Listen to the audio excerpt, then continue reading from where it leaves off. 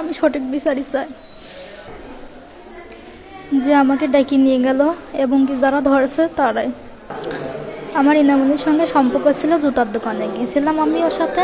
ওর দোকান জুতার দোকান ছিল, আমি ওখানে গিয়েছিলাম। গেলি পরে এখন যাই হোক ও আমার কাছ থেকে নাম্বারটা নেয়, আমি ওকে দিলে পরে তখন বাসায় আসলাম। আসলে পরে পরের দিন এবং কি তারপরের দিন ও আমাকে ফোন দেয়, ফোন দিয়ে আমাকে জিজ্ঞাসা করে যে আমরা কয় ভাই বোন, আমি কোন ক্লাসে পড়াশোনা করি।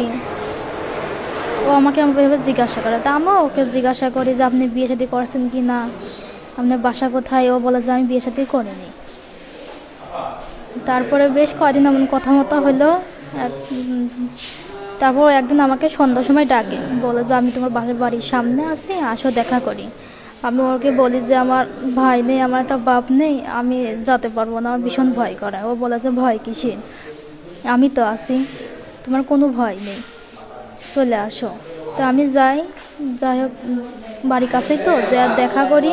তখন আমি ওরে বলি যে ঠিক আছে দেখা হয়ে গেলে আপনি চলে যান, আমি বাসায় চলে যাই।